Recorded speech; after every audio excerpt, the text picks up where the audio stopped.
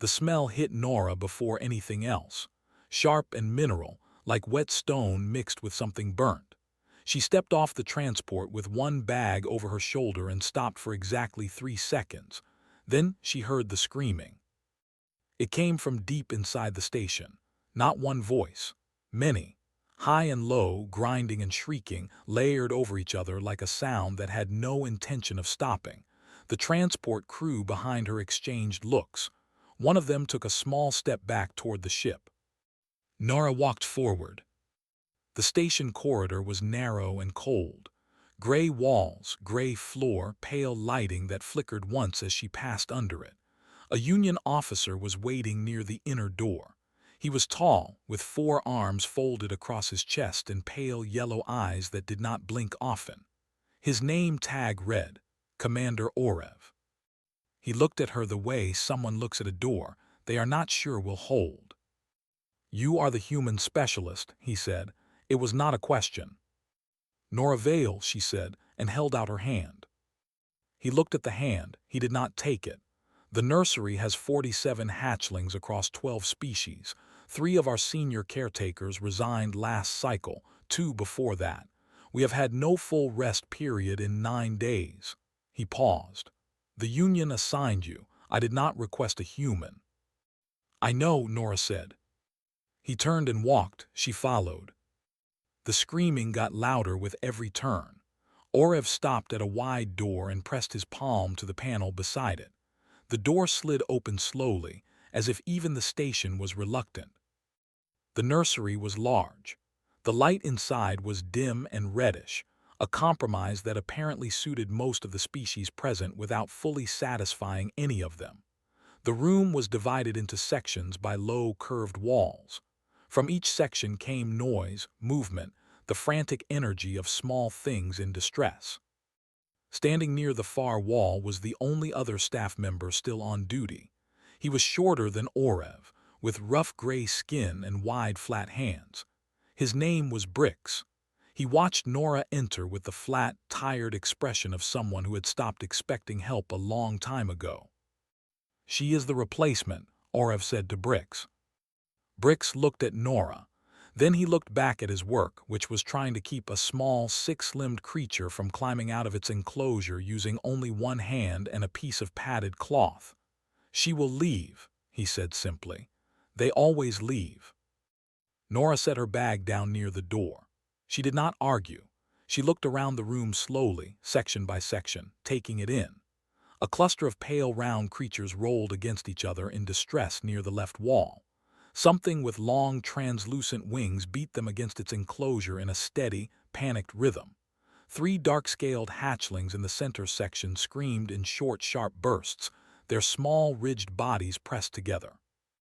Orev gave her the rest of the information in a flat voice. Some hatchlings had defensive quills. Some secreted a mild irritant when frightened. Some needed constant low vibration to feel safe. Some could not tolerate direct light. Some needed pressure, like being held tightly. Some needed to be left entirely alone.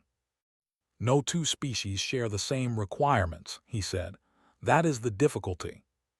"That is always the difficulty," Nora said, still looking at the room. Orev waited for her next question. She did not ask one. She rolled up her sleeves, walked to the nearest sink along the wall and washed her hands. Then she walked into the first section. She did not rush. She crouched down near the pale, rolling creatures and watched them for a full minute without touching anything. She noted how they moved, what made them louder, what made them briefly pause. Then she moved to the next section and did the same thing. Brix watched her. He said nothing. She made a full circle of the room. It took 20 minutes. The screaming continued the entire time. She came back to the center and stood still for a moment, thinking. Then she picked up a length of soft wrapping cloth from the supply shelf, went to the 3 dark-scaled hatchlings, and without hesitating, gathered all 3 of them carefully against her chest. She wrapped the cloth around them snugly, keeping them pressed together and against the warmth of her body. The screaming stopped. Not all of it. The rest of the room was still loud. but those three went quiet so fast that Brix actually turned around to look. The hatchlings had their eyes closed. Their ridged bodies rose and fell slowly against Nora's chest. She stood holding them with the calm expression of someone who had expected this to work. "Heartbeat," she said quietly, more to herself than to anyone. They were cold and they couldn't feel anything steady. They just needed something steady. Brix stared at her. Orif stood in the doorway and Brix had a method. He had used it for 6 years across 3 different stations. You moved fast, you addressed the loudest problem first, you kept your hands away from anything with quills, and you did not sit on the floor. He watched the human sit on the floor for the 3rd time in one shift, and decided she was either very brave or very foolish. He had not yet determined which. Nora had been at Station 9 for 2 full days. She had not left the nursery for more than an hour at a stretch. She slept in the small rest room attached to the back of the nursery floor, which no previous caretaker had used because it smelled like the mineral compound they used to clean the enclosures. She did not seem to mind the smell. She also did not stop writing in that notebook. By the end of the first day, she had filled 4 pages. Brix had looked at them when she was busy with a feeding. The pages were covered in small, careful writing and rough sketches. Each hatchling had its own entry. Notes on sound, on movement, on what it did when frightened, on what seemed to help. She had drawn the layout of the room and marked each section with symbols he did not recognize. She had also written the word "why" next to several entries and underlined it. Brix found that unsettling. In his experience, why was not a useful question in a nursery. You learned what worked and you did it. Asking why was slow, and slow got you bitten. But the human asked why constantly. She asked it out loud sometimes, not to him, just to herself, crouching in front of an enclosure with her head tilted to one side like the answer might be visible if she looked from the right angle. On the morning of the 2nd day, she came to him with the notebook open. "The Verath pair in Section 4, she said. "They scream every time the ventilation cycles. Is the vent above that section louder than the others?" Brix thought about it, perhaps slightly. "Can we move their enclosure 3 meters to the left?" He started to say that it had always been in that position. He stopped himself. He moved the enclosure. The Verath pair, the 2 small gray creatures with the large flat ears, stopped screaming when the next ventilation cycle ran. Brix stood there for a moment. "Thank you," Nora said, and went back to her notebook. He helped her after that, not because he had decided to. It happened without a clear moment of decision. She would identify something and he would know the practical answer, the supply location, the station system involved. She would try something new and he would watch to see if it worked and then file the result in his own memory without commenting on it. The nursery got quieter, not silent, not even close to silent, but the constant top-level screaming, the kind that made the walls feel like they were pressing inward, began to drop away in sections as Nora worked through her notebook entries one by one. On the 3rd day, Lessa came by. Lessa was the station medic. She had a long, narrow face and 4 fingers on each hand, and the straightforward manner of someone who had seen enough emergencies that small talk felt like wasted time. She came to check on 2 hatchlings who had been showing signs of respiratory stress.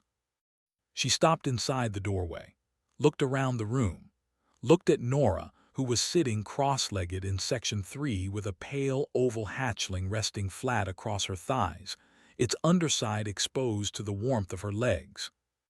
"What is she doing?" Lessa said to Brix quietly. "The Orvani young need ventral warmth," Brix said. She determined that on day 1. Their biological temperature regulation does not fully develop until the 4th growth stage. Lessa looked at him. How did she determine that? "She watched it press its belly against the warm wall panel for 6 hours and then asked me if there was a medical note about it in the file." He paused. "There was not. She wrote one." Lessa walked over to Nora. They spoke in low voices for a while. Nora showed her the notebook. Lessa read several pages without speaking, her expression shifting from clinical assessment into something that looked like genuine surprise. You made individual profiles, Lessa said. It seemed necessary, Nora said. They are not the same, they just look the same from the doorway. Lessa looked at the room again. At the 47 hatchlings in their sections, most of them in various states of drowsy calm. The noise level was perhaps a third of what it had been 2 days ago. "How long have you worked with non-human young?" she asked. "This is my first posting off Earth," Nora said. Lessa was quiet for a moment, and before that, disaster zone nurseries mostly, after the coastal floods, after the mountain fires. Nora turned a page in the notebook. Children who had lost everything and could not tell you so. You learned to read it without language. Brix heard this from across the room. He did not turn around. He kept his hands busy with the evening feeding prep and said nothing. But he stood very still for a long moment, and something in the way he had been watching the human shifted, quietly, without permission, into something closer to respect.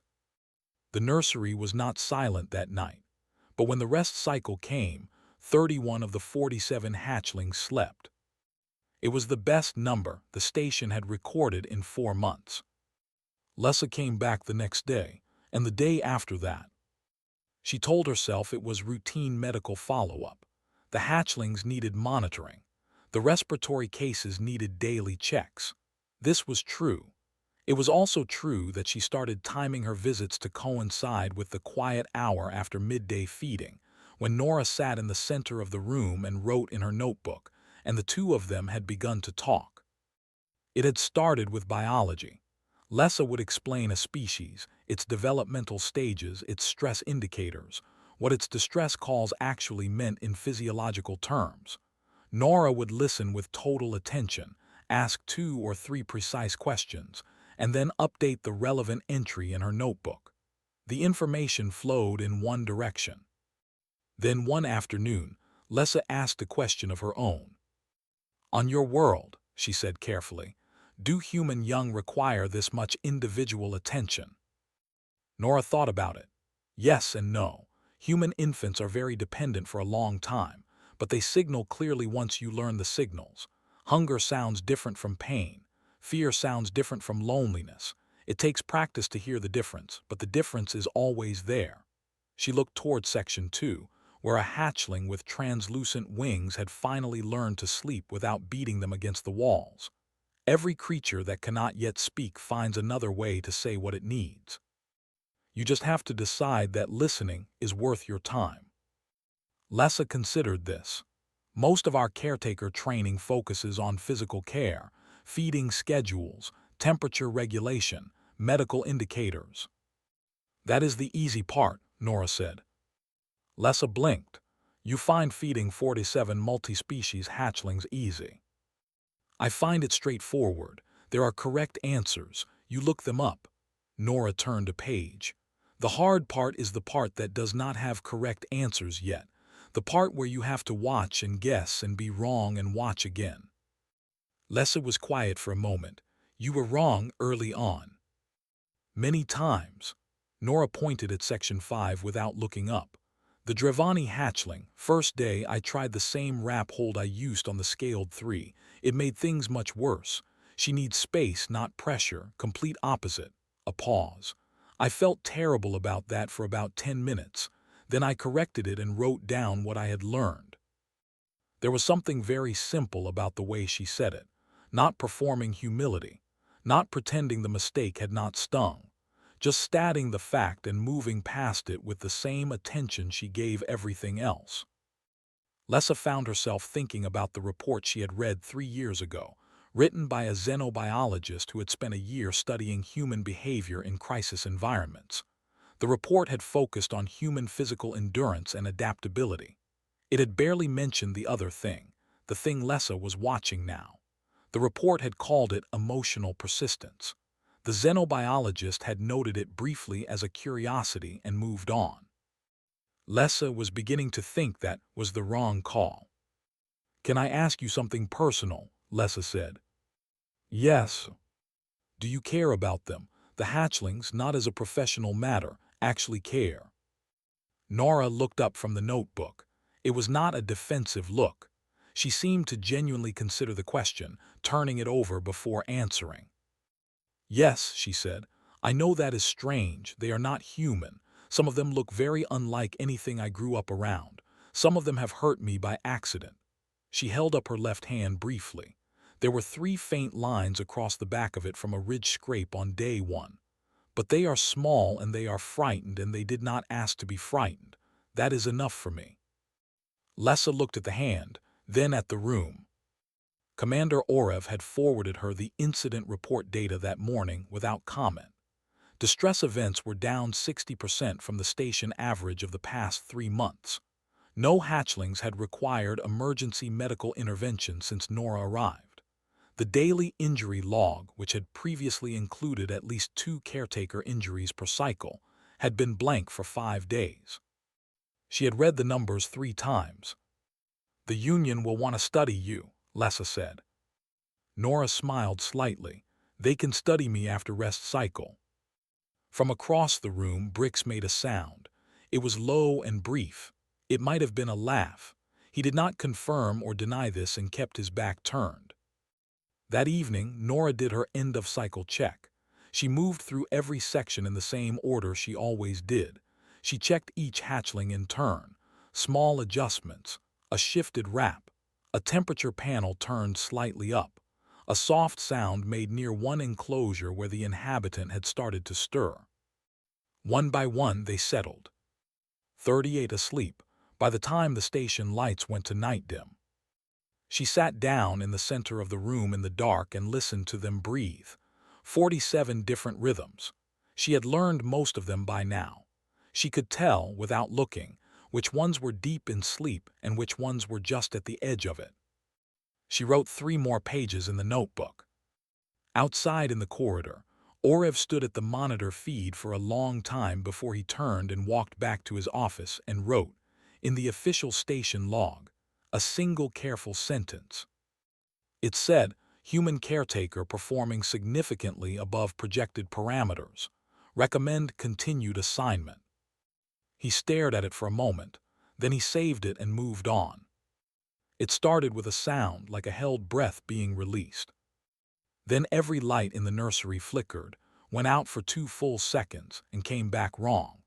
The reddish dim that the hatchlings had adjusted to was replaced by a cold white that flooded the room without warning. Somewhere deep in the station, a pressure seal in the atmospheric system had failed and sent a ripple through every connected unit on the floor. Nora was on her feet before she had fully processed what woke her. She came through the rest room door into a wall of noise. The cold white light had triggered every photosensitive hatchling simultaneously. The sudden atmospheric pressure shift, small but real, had hit the species with sensitive inner membranes like a physical blow. The ones who had been sleeping deepest woke the most disoriented, and disoriented meant frightened, and frightened meant threat response. Quills extended, toxin glands activated. The 3 dark-scaled hatchlings, her steadiest sleepers, were pressed into a corner of their section with their ridges fully raised, screaming in short, hard bursts. 2 maintenance workers came through the main door behind her at a run. The nearest hatchling, a wide, pale creature with a defensive spray it had never used in Nora's presence, used it now. Both workers stumbled back into the corridor, eyes streaming. The door slid shut. Nora did not follow them. She stood in the center of the room and breathed. 1 breath in, 1 breath out. She looked at the room in sections, the way she always did, and she started moving. First the lights. She went to the manual panel on the near wall and killed the white override, dropping back to the red dim. It did not fix everything, but the 2 loudest photosensitive hatchlings dropped from screaming to crying, and that was something. Second, the pressure. She could not fix the atmospheric system, but she could close the nursery's internal circulation damper, which would slow the pressure fluctuation reaching the room. She had asked Brix to show her every manual override on day 4 in case of exactly nothing in particular. He had shown her because she asked and he was thorough. She used it now. She was crossing toward Section 3 when Brix came through the side door. His face was tight. He had a long scrape across one forearm from something she could not see. He looked at the room, he looked at her. He went left without a word. She went right. They worked without speaking because there was no time for words and no need for them. She knew his rhythm now and he knew hers. He handled the sections with species that required specific biological knowledge. She took the ones that needed pressure, warmth, steady contact. She was in Section 5, crouched over the Drevani hatchling who needed space, not touch, making herself small and still and non-threatening, when she reached past the enclosure wall and felt the ridge scrape across the back of her right hand, fast and sharp. She pulled back and looked at it. 3 lines, bleeding in a thin, clean row. She wrapped her hand with the cloth she kept in her pocket and kept going. The Drevani hatchling, after 2 minutes of Nora simply sitting still at a distance and breathing slowly, lowered its crest. Then it lowered itself. Then it lay flat and pressed its chin to the floor, which was the closest thing it had to a rest posture. Nora moved to the next section. Outside the main door, Lessa had arrived. She could not enter without triggering more responses. She watched through the observation panel with her medical kit open and her hands doing nothing, which was the hardest thing she had done in recent memory. Orev arrived beside her 2 minutes later. He watched the monitor feed. He said nothing. His 4 arms were folded tight across his chest. On the feed, the human moved through the room in a low, careful pattern. No rushing. No large gestures. Steady. Constant. She stopped at each section for exactly as long as it needed and not a moment more. Sometimes she made a sound, too low for the corridor audio to pick up. Sometimes she simply held something, or sat near it, or placed one hand flat near a creature without touching it so it could feel the warmth from a safe distance. 91 minutes after the atmospheric failure, Brix appeared at the side door and gave Lessa a brief nod. She entered with her kit. She moved through the room quickly, checking each hatchling in the order Nora indicated with small gestures. No critical injuries. Minor stress responses throughout, elevated readings in 4, one that would need a mild treatment before the next cycle. All 47 alive. Brix sat down on the floor near the supply shelf. He looked exhausted in the specific way of someone who had been running on controlled fear for over an hour and had only just put it down. Nora finished her check. She came to the center of the room and stood still for a moment. Her right hand had bled through the cloth. Her hair was a mess. She had a faint redness along her left forearm that Lessa recognized as early toxin irritation. Mild, would fade on its own. Brix looked at her from the floor. How did you know they would not hurt you badly? His voice was quiet, genuine. Nora looked at her wrapped hand. Then at the room, at the 47 hatchlings settling slowly back into something like rest. I did not know, she said. Brix was quiet for a long time. Neither did I, he said finally, but you stayed. Nora sat down on the floor beside him. Lessa came and treated her hand without being asked. The nursery filled slowly with the sound of small things breathing. Outside, Orev turned off the monitor feed and stood alone in the corridor for a moment. Then he went to write the report. Orev's report was 4 paragraphs long. He had written and deleted a 5th paragraph twice before deciding the 4 were sufficient.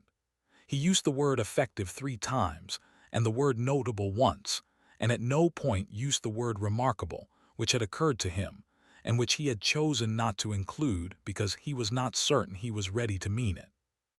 Everyone who read the report understood what it meant anyway. The report went to Station Chief Dara first. Dara read it the same morning and forwarded it to the regional coordinator with a short note that said, "See attached, recommend review for practice documentation." The regional coordinator forwarded it further. By the end of the week, it had traveled through 4 administrative levels and generated 11 responses. most of them containing phrases like unprecedented cross-species compliance rate and non-standard methodology warrant study. One of the responses was a formal request from 2 other creche stations asking if a human specialist could be assigned to them. Then 2 more requests came in, then 5. Nora was not told about any of this immediately. She was in the nursery.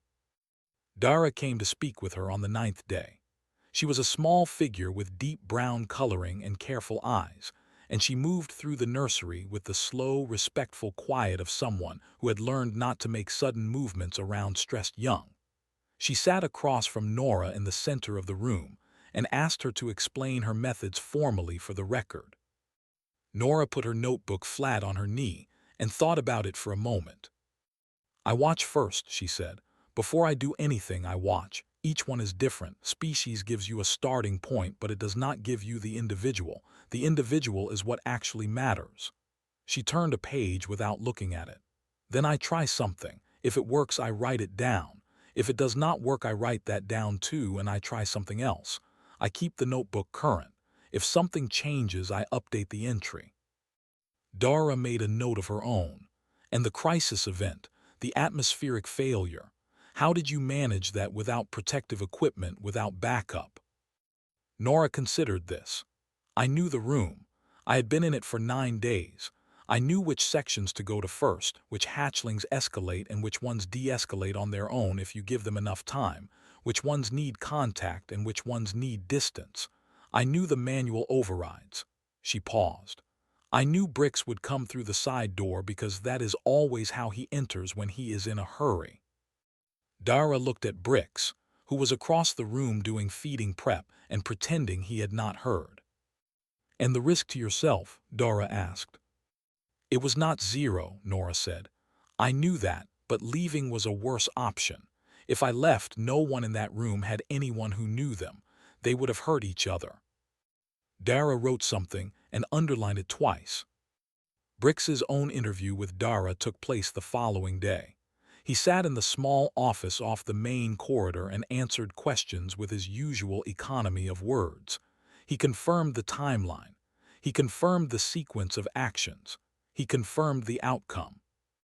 Then Dara asked him what he thought had made the difference. Bricks was quiet for a moment. "She treated them as individuals," he said. "All 47, every single one, every single cycle. She did not manage the room. She knew the room, each creature in it, what it needed when it needed it, how it was different from the one beside it." He stopped. "No caretaker I have worked with has done that. Most try for the first few days and then begin treating the species as a unit for efficiency." He looked at the wall. "She never did. She still has not." Dara wrote that down too. Lessa's paper went out through the medical network 2 weeks after the incident. It was titled Cross-Species Neonatal Response in Human Caregivers, Observed Behaviors at Station 9. It was 4,000 words and included Nora's hand-drawn enclosure layouts and her individual hatchling profiles, which Lessa had photographed with permission. The paper was downloaded 1,100 times in the first 3 days. The promotion offer came through official channels on the 15th day. A newer, larger station, expanded facilities, a full team of 6 caretakers to lead rather than one exhausted colleague to work alongside, better pay by union standards. The offer was written in language that made it clear the union considered this a significant opportunity. Nora read it twice, then she went to Orev's office. "Would my 47 come with me?" she asked. Orev looked at the transfer offer on his screen. "The hatchlings are assigned to this station based on their development stage and species grouping. A transfer of all 47 would not be." "Then I am not going," she said. Orev looked at her. "They are in the middle of their development cycle," she said. "I know them. They know me. Starting over with a stranger at this stage would set back every one of them." She said it plainly, without drama, the way she said most things. "I will go when they are ready to move on, not before." She went back to the nursery. Orev sat at his desk for a while. Then he wrote a response to the transfer offer that said, "Specialist Vale has declined." Station 9 requests continuation of current assignment. He did not add anything else. He did not need to. That evening the nursery had its first fully silent rest cycle. All 47 sleeping before the lights went to night dim.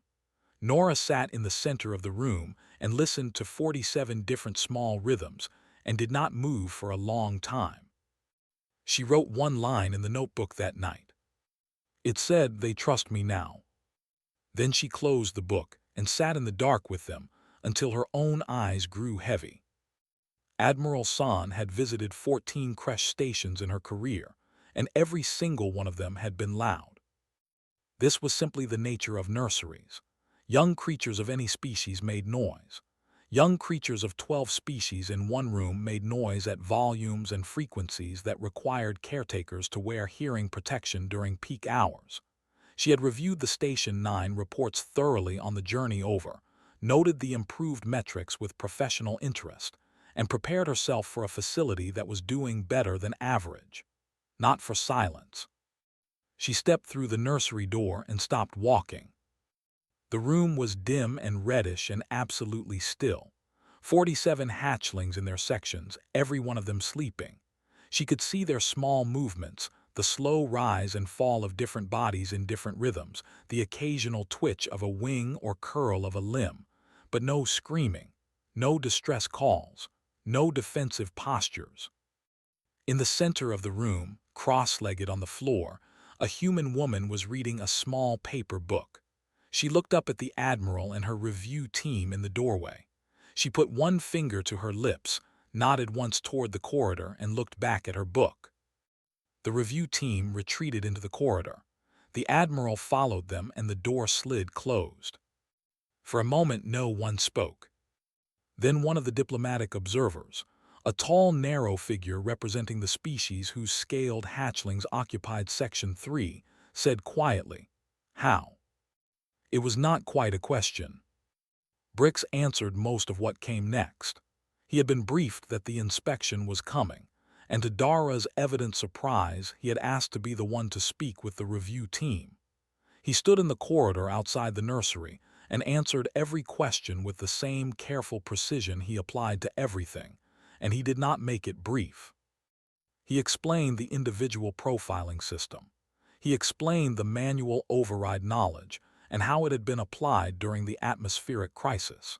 He explained the distinction Nora made between species behavior and individual behavior, and how that distinction had changed the way the station approached almost every care decision.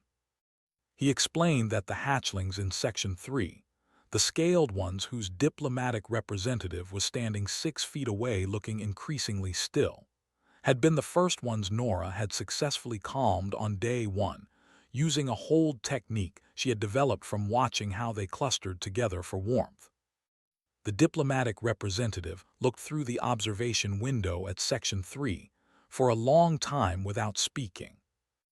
Admiral San stood beside Orev.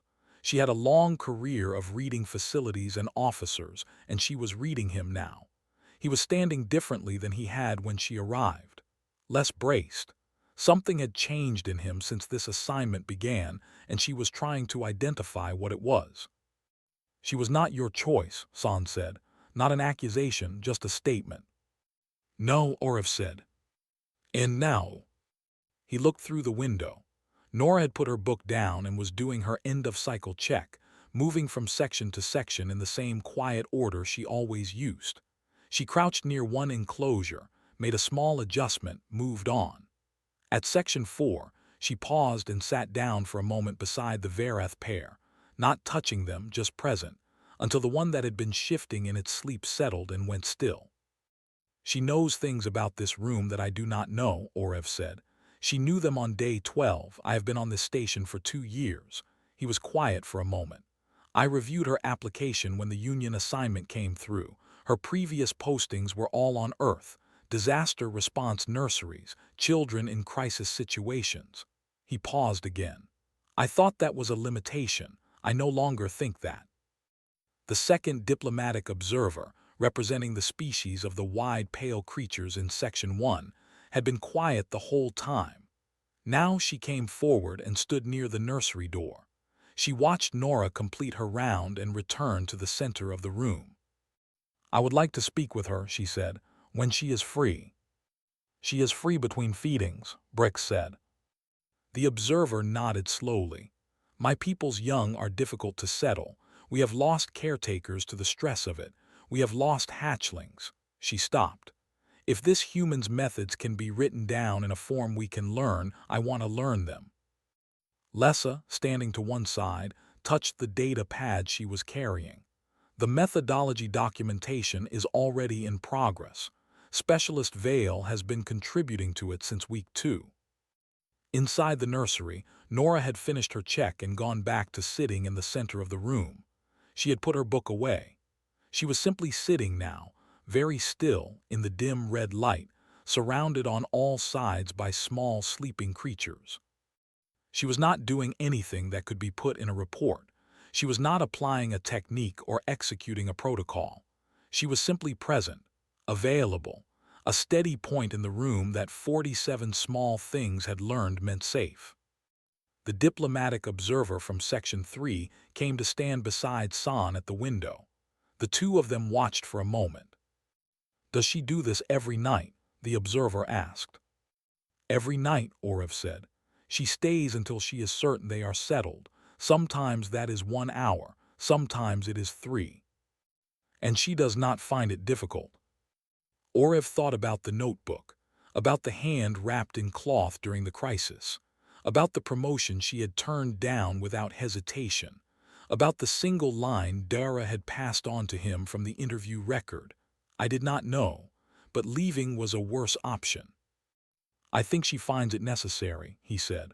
"For her, I believe that is the same thing." No one had anything to add to that. Nora reached over and turned off the small lamp near her knee. The nursery went dark except for the faint glow of the enclosure panels. In the corridor, the review team stood at the observation window in silence. No alarm, no motion, no fear. Just the nursery and the dark and 47 small things that had learned, without knowing how, that they were safe.